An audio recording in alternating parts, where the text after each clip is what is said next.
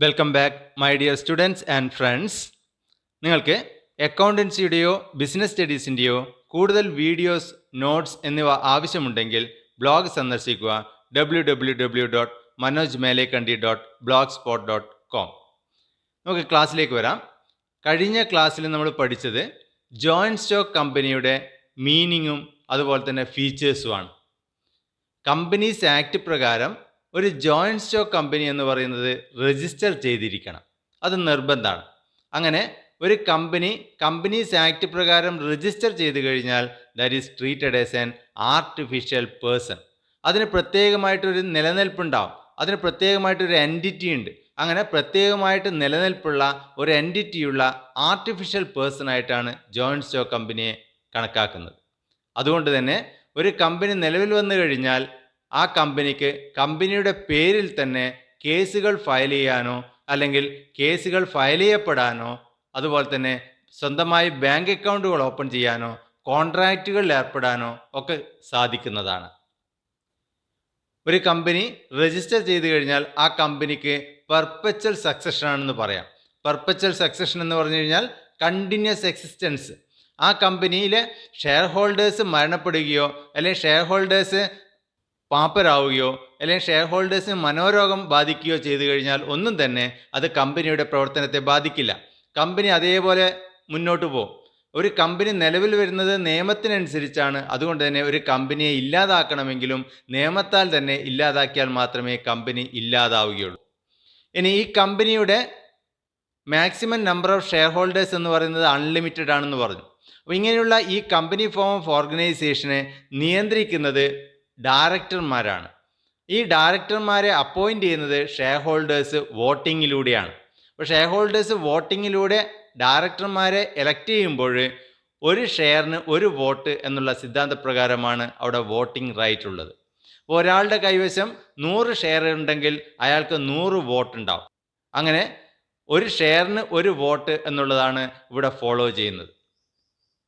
എല്ലാ ഷെയർ ഹോൾഡേഴ്സും കൂടിച്ചേർന്ന് share holders വോട്ടിനിട്ട് കുറച്ച് പേരെ ഡയറക്ടർമാരായിട്ട് അപ്പോയിൻ്റ് ചെയ്യുന്നു.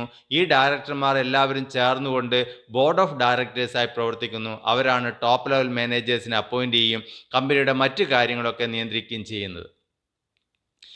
നെക്സ്റ്റ് നമ്മൾ പഠിച്ചത് ഷെയർ ഹോൾഡേഴ്സിൻ്റെ ലാബിലിറ്റി എന്ന് പറയുന്നത് ലിമിറ്റഡ് ആണ്. ലിമിറ്റഡ് ലാബിലിറ്റി ആണ്. കമ്പനിക്ക് എത്രമാത്രം കടം വന്നു കഴിഞ്ഞാലും ഷെയർ ഹോൾഡേഴ്സിൻ്റെ പേഴ്സണൽ പ്രോപ്പർട്ടി ഒരു തരത്തിലും നഷ്ടപ്പെടുന്നില്ല. അതുപോലെ തന്നെ കമ്പനിക്ക് ഉണ്ടാകുന്ന നഷ്ടങ്ങൾ എന്ന് പറയുന്നത് ഒരുപാട് പേര് ഷെയർ ചെയ്യുന്നതുകൊണ്ട് തന്നെ ഒരാളുടെ ലോസ് എന്ന് പറയുന്നത് വളരെ പരിമിതമായ ലോസ് ആയിരിക്കും. ഇത്രയും കാര്യങ്ങളാണ് നമ്മൾ ജോയിൻറ്റ് സ്റ്റോക്ക് കമ്പനിയുടെ ഫീച്ചേഴ്സ് നമ്മൾ പഠിച്ചത്. ഇനി നമ്മൾ പഠിക്കാൻ വേണ്ടി പോകുന്നത് ജോയിൻറ്റ് സ്റ്റോക്ക് കമ്പനിയുടെ മെറിറ്റ്സ് ആൻഡ് ഡിമെറിറ്റ്സ്. ആദ്യം നമുക്ക് നോക്കാം merits of joint stock company. First, limited liability, ക്ലിപ്ത ബാധ്യത. എന്തായിരുന്നു ലിമിറ്റഡ് ലാബിലിറ്റി എന്ന് പറയുന്നത്? യെസ്, ഷെയർ ഹോൾഡേഴ്സിൻ്റെ ബാധ്യത എന്ന് പറയുന്നത് എപ്പോഴും ലിമിറ്റഡ് ആയിരിക്കും. ഒരു ഷെയർ ഹോൾഡർ എത്രമാത്രം ഷെയറുകളാണോ വാങ്ങിച്ചിരിക്കുന്നത്, ആ വാങ്ങിച്ചിരിക്കുന്ന ഷെയറുകളുടെ പൈസ പൂർണ്ണമായിട്ടും കൊടുത്തു കഴിഞ്ഞാൽ പിന്നീട് യാതൊരു പൈസയും ഷെയർ ഹോൾഡേഴ്സ് കൊടുക്കേണ്ടതില്ല. കമ്പനിക്ക് എത്രമാത്രം കടം വന്നു കഴിഞ്ഞാലും യാതൊരു പൈസയും ഷെയർ ഹോൾഡേഴ്സ് പിന്നെ കൊടുക്കേണ്ടതില്ല. ഷെയർ ഹോൾഡേഴ്സ് വാങ്ങിച്ച ഷെയറുടെ പൈസ ഇനി കൊടുക്കാൻ ബാക്കിയുണ്ടെങ്കിൽ ആ ബാക്കിയുള്ള പൈസ കൊടുക്കേണ്ടി വരും എന്നല്ലാതെ ഒരിക്കൽ പൂർണ്ണമായും പൈസ കൊടുത്തു കഴിഞ്ഞാൽ പിന്നീട് യാതൊരു പൈസയും ഷെയർ ഹോൾഡേഴ്സ് കൊടുക്കേണ്ടതില്ല. ഷെയർ ഹോൾഡേഴ്സിൻ്റെ പേഴ്സണൽ പ്രോപ്പർട്ടി എപ്പോഴും സേഫ് ആയിരിക്കും. അതാണ് ലിമിറ്റഡ് ലാബിലിറ്റി എന്ന് പറയുന്നത്. നോക്കാം. The share holders are liable to the extent of the amount unpaid on the shares held by them. ഓരോ ഓഹരി ഉടമയുടെയും ബാധ്യത അദ്ദേഹം വാങ്ങിയിട്ടുള്ള ഓഹരികളുടെ മുഖവിലയിൽ അടക്കാൻ ബാക്കിയുള്ള തുകയ്ക്ക് തുല്യമായി നിജപ്പെടുത്തിയിരിക്കുന്നു. സെക്കൻഡ്, ട്രാൻസ്ഫർ ഓഫ് ഇൻട്രസ്റ്റ്, ഉടമസ്ഥാവകാശ കൈമാറ്റം. ഒരു പബ്ലിക് കമ്പനിയുടെ ഷെയർ ഒരാൾക്ക് വളരെ എളുപ്പത്തിൽ തന്നെ മറ്റൊരാളിലേക്ക് കൈമാറാം അല്ലെങ്കിൽ വിൽക്കാൻ വേണ്ടി സാധിക്കും. അങ്ങനെ കമ്പനിയുടെ ഷെയറുകൾ വാങ്ങാനും വിൽക്കാനും പറ്റുന്ന സ്ഥലത്തെയാണ് നമ്മൾ പറയുന്നത് സ്റ്റോക്ക് എക്സ്ചേഞ്ചസ് എന്ന് പറയുന്നത്.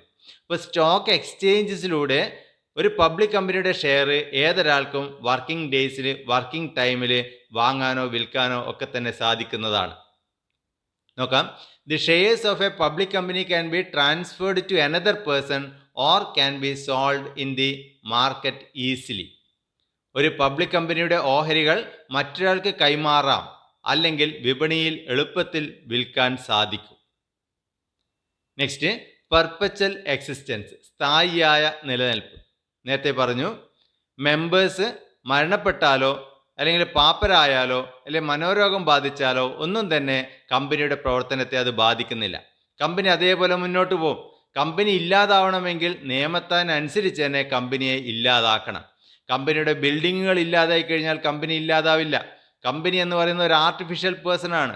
അതുകൊണ്ട് തന്നെ ആ ആർട്ടിഫിഷ്യൽ പേഴ്സണെ ഇല്ലാതാക്കണമെങ്കിൽ കമ്പനി നിയമത്തിനനുസരിച്ച് തന്നെ ആ കമ്പനിയെ ഇല്ലാതാക്കാനുള്ള നടപടിക്രമങ്ങൾ പാലിക്കേണ്ടതാണ്. നോക്കാം. Existence of a company is not affected by the death, retirement, resignation, insolvency or insanity of its members as it has a separate entity from its members. It can be liquidated only as per the provisions of the Companies Act 2013. അംഗങ്ങളിൽ നിന്നും വേറിട്ട നിലനിൽപ്പുള്ളതിനാൽ ഒരു കമ്പനിയുടെ അംഗങ്ങളുടെ മരണം, പാപ്പരത്വം, പിരിഞ്ഞുപോകൽ, മനോരോഗം തുടങ്ങിയവ ഒന്നും തന്നെ പ്രസ്തുത കമ്പനിയുടെ നിലനിൽപ്പിനെ ബാധിക്കുന്നില്ല. ഒരു കമ്പനി അടച്ചുപൂട്ടണമെങ്കിൽ കമ്പനി നിയമപ്രകാരമുള്ള നടപടിക്രമങ്ങൾ പാലിക്കേണ്ടതുണ്ട്. നെക്സ്റ്റ്, സ്കോപ്പ് ഫോർ എക്സ്പാൻഷൻ, വിപുലീകരണ സാധ്യത. ഒരു കമ്പനിയെ സംബന്ധിച്ചിടത്തോളം ആ കമ്പനിയുടെ maximum number of share holders എന്ന് പറയുന്നത് അൺലിമിറ്റഡ് ആണ്. അതുകൊണ്ട് തന്നെ 10,000-കണക്കിനോ ലക്ഷക്കണക്കിനോ ചിലപ്പോൾ ഷെയർ ഹോൾഡേഴ്സ് ഉണ്ടായേക്കാം. അപ്പോൾ ഇത്രയും ആൾക്കാരിൽ നിന്നും കളക്ട് ചെയ്യുന്ന ഫണ്ടാണ് കമ്പനിയുടെ ക്യാപിറ്റലായിട്ട് വരുന്നത്. അതുകൊണ്ട് തന്നെ ഒരു കമ്പനിക്ക് huge amount of capital collect ചെയ്യാൻ വേണ്ടി പറ്റും. അത്രയും ഹ്യൂജ് എമൗണ്ട് ഓഫ് ക്യാപിറ്റലുള്ള കമ്പനിക്ക് മറ്റ് ധനകാര്യ സ്ഥാപനങ്ങളിൽ ലോൺ കൊടുക്കാനും തയ്യാറാവും. അങ്ങനെ അവർക്ക് നല്ല ഫിനാൻഷ്യൽ റിസോഴ്സ് റേസ് ചെയ്യാൻ വേണ്ടി സാധിക്കുന്നു. അത്തരം ഫിനാൻഷ്യൽ റിസോഴ്സ് ഉപയോഗിച്ചുകൊണ്ട് കമ്പനിക്ക് എത്ര വേണമെങ്കിലും വികസിപ്പിക്കാൻ വേണ്ടി സാധിക്കും. As compared to the sole proprietorship and partnership form of organisation, a company has large financial resources. Thus there is greater scope for expansion. ഓർഗനൈസേഷൻ്റെ ഏക ഉടമസ്ഥാവകാശവും പങ്കാളിത്ത രൂപങ്ങളുമായി താരതമ്യപ്പെടുത്തുമ്പോൾ ഒരു കമ്പനിക്ക് വലിയ സാമ്പത്തിക ഉറവിടങ്ങളുണ്ട്. അതിനാൽ വിപുലീകരണത്തിന് കൂടുതൽ സാധ്യതയുണ്ട്. നെക്സ്റ്റ്, പ്രൊഫഷണൽ മാനേജ്മെൻറ്റ്, വിദഗ്ധ മാനേജ്മെൻറ്റ്. ഒരു കമ്പനിയെ സംബന്ധിച്ചിടത്തോളം വളരെയേറെ ഫിനാൻഷ്യൽ റിസോഴ്സസ് ഉണ്ടെന്ന് പറഞ്ഞു. അത്രയേറെ ഫിനാൻഷ്യൽ റിസോഴ്സസ് ഉള്ള കമ്പനിക്ക് എത്ര എക്സ്പേർട്ട് ആയിട്ടുള്ള അല്ലെങ്കിൽ പ്രൊഫഷണൽ ആയിട്ടുള്ള മാനേജേഴ്സിനെയും അപ്പോയിൻറ്റ് ചെയ്യാൻ വേണ്ടി കഴിയും. അവർക്ക് ഉയർന്ന സാലറി കൊടുത്തുകൊണ്ട് അവരെ കമ്പനിയിൽ നിലനിർത്താനുള്ള കഴിവ് ഇത്തരം കമ്പനികൾക്കുണ്ടാവും. അതുകൊണ്ട് പ്രൊഫഷണൽ മാനേജ്മെൻറ്റിൻ്റെ അല്ലെങ്കിൽ സ്പെഷ്യലൈസേഷൻ്റെ നേട്ടം ഇത്തരം കമ്പനികൾക്ക് എൻജോയ് ചെയ്യാൻ വേണ്ടി സാധിക്കും. നോക്കാം. A company can afford to pay higher salaries to specialist and professionals. It can therefore employ people who are experts in their area of specialisations.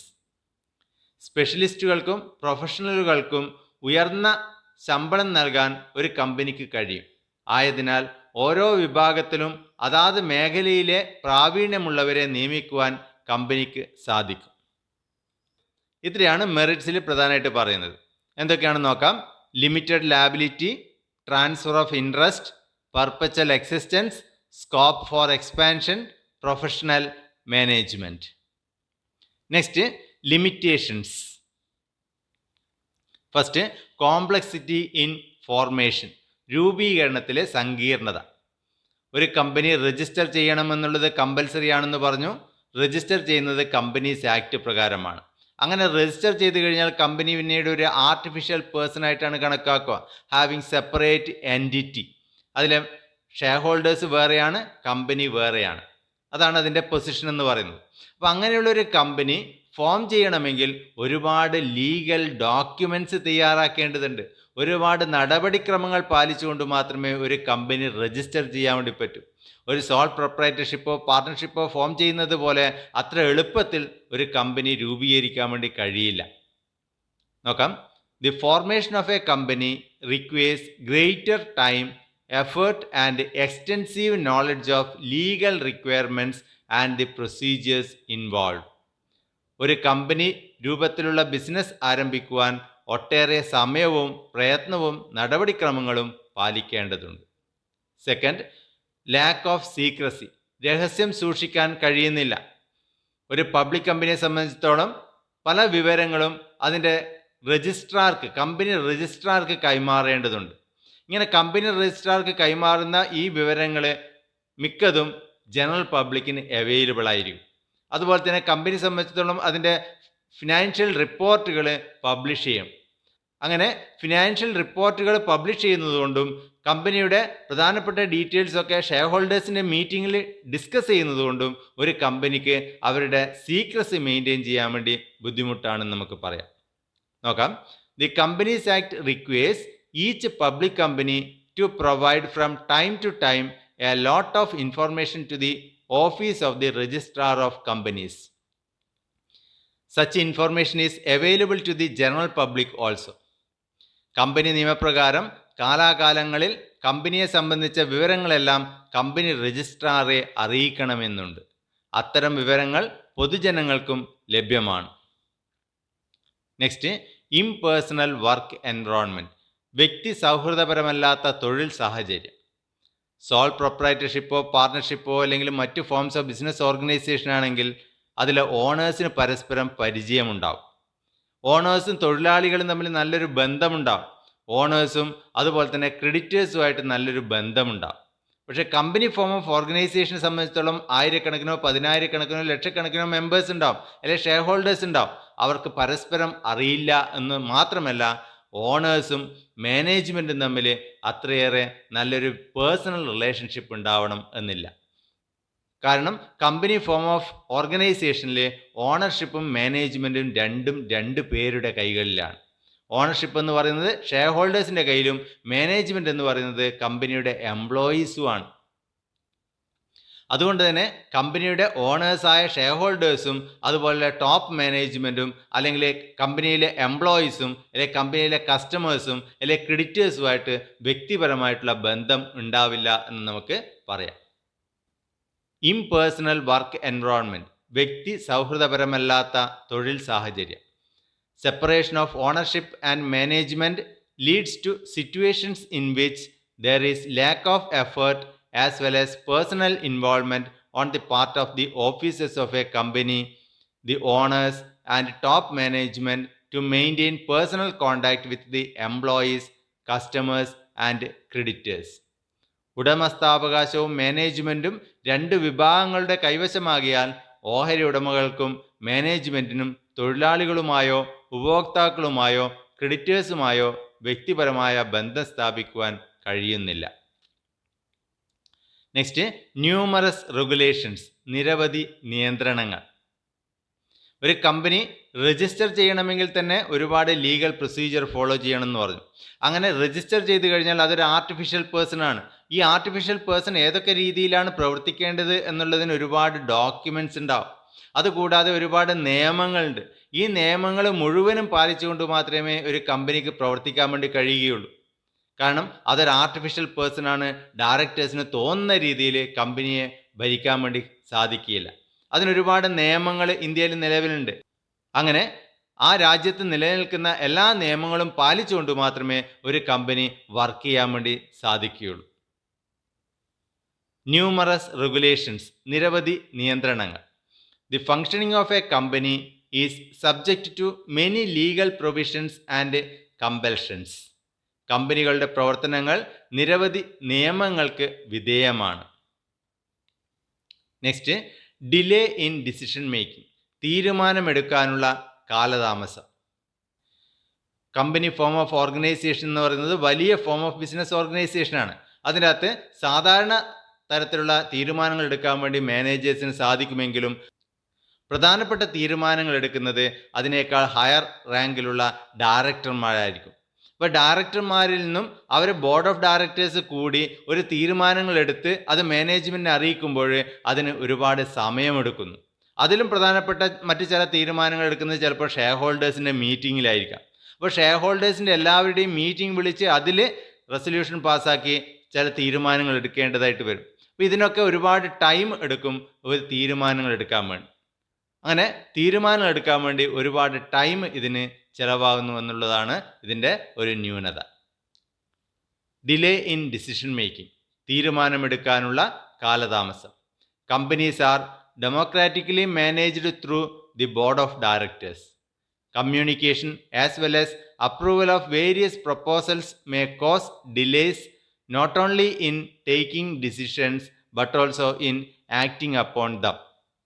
ജനാധിപത്യ രീതിയിൽ തിരഞ്ഞെടുക്കപ്പെട്ട ബോർഡ് ഓഫ് ഡയറക്ടേഴ്സ് ആണ് കമ്പനിയുടെ ഭരണം നിർവഹിക്കുന്നത്. അതിനാൽ ഏതൊരു തീരുമാനവും വിവിധ തലത്തിലുള്ള മാനേജ്മെൻറ്റിൻ്റെ അറിവോടും സമ്മതത്തോടും മാത്രമേ സാധ്യമാവൂ എന്നതിനാൽ കാലതാമസം ഉണ്ടാവാനിടയുണ്ട്. നെക്സ്റ്റ്, ഒലിഗാർക്കിക് മാനേജ്മെൻറ്റ്, ചുരുക്കം പേർ ചേർന്നുള്ള ഭരണം. നേരത്തെ പറഞ്ഞു കമ്പനിയുടെ ഭരണം നിർവഹിക്കുന്നത് ഡയറക്ടർമാരാണെന്ന് പറഞ്ഞു. ഷെയർ ഹോൾഡേഴ്സ് വോട്ടിങ്ങിലൂടെ കുറച്ച് പേരെ അപ്പോയിൻ്റ് ചെയ്യുന്നു ഡയറക്ടർമാരായിട്ട്. കൂടുതൽ വോട്ട് കിട്ടുന്ന കുറച്ച് പേരെയാണ് ഡയറക്ടർമാരായിട്ട് അപ്പോയിൻ്റ് ചെയ്യുക. ഷെയർ ഹോൾഡേഴ്സ് എന്ന് പറയുന്നത് വൈഡ്ലി സ്കാറ്റേഡ് ആയിരിക്കും. രാജ്യത്തിൻ്റെ വിവിധ ഭാഗങ്ങളിലുള്ളവരായിരിക്കും ഷെയർ ഹോൾഡേഴ്സ്, അല്ലെങ്കിൽ ലോകത്തിൻ്റെ തന്നെ വിവിധ ഭാഗങ്ങളിലുള്ള ആൾക്കാരായിരിക്കും ഷെയർ ഹോൾഡേഴ്സ് ആയിട്ടുള്ളത്. അപ്പോൾ ഇങ്ങനെയുള്ളൊരു മീറ്റിംഗ് വിളിക്കുന്ന സമയത്ത് രാജ്യത്തിൻ്റെ അല്ലെങ്കിൽ ലോകത്തിൻ്റെ പല ഭാഗങ്ങളിലുള്ള ഇത്തരം ഷെയർ ഹോൾഡേഴ്സ് മീറ്റിങ്ങിൽ പങ്കെടുക്കുകയോ വോട്ടിംഗ് റൈറ്റ് ഉപയോഗപ്പെടുത്തുകയോ ചെയ്യുകയില്ല. അതുകൊണ്ട് തന്നെ ചുരുക്കം ചിലർ മാത്രം അറ്റൻഡ് ചെയ്യുന്ന മീറ്റിംഗ്, അതിൽ വോട്ടിംഗ് നടക്കുന്നു, അതിൽ ഡയറക്ടേഴ്സിനെ അപ്പോയിൻ്റ് ചെയ്യുന്നു. അതുകൊണ്ട് തന്നെ ഇത് ചുരുക്കം പേർ ചേർന്നുള്ള ഭരണമാണ് എന്ന് നമുക്കിതിനെ പറയാം. നോക്കാം. The directors are elected by the share holders through voting. At the time of electing directors, generally only few shareholders attend the meeting because they are widely spread over different parts of the country. Here, the voting right is one share, one vote. ഓഹരി ഉടമകൾ വോട്ടിങ്ങിലൂടെയാണ് ഡയറക്ടേഴ്സിനെ തിരഞ്ഞെടുക്കുന്നത്. എന്നാൽ ഓഹരി ഉടമകൾ രാജ്യത്തിൻ്റെ നാനാഭാഗത്തുള്ളവരായതിനാൽ വളരെ കുറച്ച് പേർ മാത്രമേ വോട്ടിങ്ങിൽ പങ്കെടുക്കാറുള്ളൂ. ഇവിടെ വോട്ടവകാശം ഒരു ഓഹരിക്ക് ഒരു വോട്ട് എന്നതാണ്. Last point, conflict in interest, താല്പര്യങ്ങളിൽ പൊരുത്തക്കേട്. ഒരു കമ്പനി ഫോം ഓഫ് ഓർഗനൈസേഷനെ സംബന്ധിച്ചിടത്തോളം പല ഗ്രൂപ്പ് ഓഫ് പീപ്പിൾ ഉണ്ട്. ഷെയർ ഹോൾഡേഴ്സ് അവരാഗ്രഹിക്കുക കമ്പനിക്ക് കൂടുതൽ ലാഭം കിട്ടണം, അങ്ങനെ ലാഭവിഹിതം കൂടുതൽ കിട്ടണമെന്നായിരിക്കാം ഷെയർ ഹോൾഡേഴ്സ് ആഗ്രഹിക്കുന്നത്. എംപ്ലോയീസ് ആഗ്രഹിക്കുന്നത് അവർക്ക് കൂടുതൽ സാലറി കിട്ടണമെന്നായിരിക്കാം. കൺസ്യൂമേഴ്സ് ആഗ്രഹിക്കുന്നത് അവർക്ക് നല്ല ക്വാളിറ്റി പ്രൊഡക്റ്റ് ലോവർ റേറ്റിൽ അവൈലബിൾ ആകണം എന്നുള്ളതായിരിക്കാം. അങ്ങനെ ഓരോ ഗ്രൂപ്പ് ഓഫ് പീപ്പിളിനും അവരവരുടേതായ താല്പര്യങ്ങൾ ഉണ്ടാകും. ഈ താല്പര്യങ്ങൾ പരസ്പരം വിരുദ്ധങ്ങളാവാൻ സാധ്യതയുണ്ട്. ഇത്തരം താല്പര്യങ്ങൾ പരസ്പരം ഒത്തുപോകാൻ പലപ്പോഴും ബുദ്ധിമുട്ടുകൾ ഉണ്ടാകാം. അതാണ് ഇവിടെ പറയുന്നത് കോൺഫ്ലിക്റ്റ് ഇൻ ഇൻട്രസ്റ്റ്, താല്പര്യങ്ങളിൽ പൊരുത്തക്കേട്. There may be conflict of interest among various stakeholders of a company. The employees, for example, may be interested in higher salaries. Consumers desire high quality products at a lower prices. And the shareholders want higher return in the form of dividends. ഒരു കമ്പനിയുടെ വിവിധ പങ്കാളികൾക്കിടയിൽ താല്പര്യ വൈരുദ്ധ്യങ്ങൾ ഉണ്ടാകാം. ഉദാഹരണത്തിന് ജീവനക്കാർക്ക് ഉയർന്ന ശമ്പളത്തിൽ താല്പര്യമുണ്ടാകാം. ഉപഭോക്താക്കൾ ഉയർന്ന നിലവാരമുള്ള ഉൽപ്പന്നങ്ങൾ കുറഞ്ഞ വിലക്ക് ആഗ്രഹിക്കുന്നു. ഓഹരി ഉടമകൾ ഡിവിഡൻഡുകളുടെ രൂപത്തിൽ ഉയർന്ന വരുമാനം ആഗ്രഹിക്കുന്നു. ഇപ്പോൾ ഇവിടെ നമ്മൾ ഇതുവരെ പഠിച്ച ലിമിറ്റേഷൻസിൽ first complexity in formation, second lack of secrecy, impersonal work environment, numerous regulations, delay in decision making, oligarchic management, conflict in interest. ഇതോടുകൂടി ഇന്നത്തെ ക്ലാസ് ഇവിടെ അവസാനിക്കുകയാണ്. ഈ ക്ലാസ് ഇഷ്ടപ്പെട്ടെങ്കിൽ സബ്സ്ക്രൈബ് ചെയ്യുക, ഷെയർ ചെയ്യുക, അതുപോലെ തന്നെ ലൈക്ക് ചെയ്യുക. അടുത്ത ക്ലാസ്സിൽ കണ്ടുമുട്ടുന്നതുവരെ എല്ലാവർക്കും നന്ദി, നമസ്കാരം.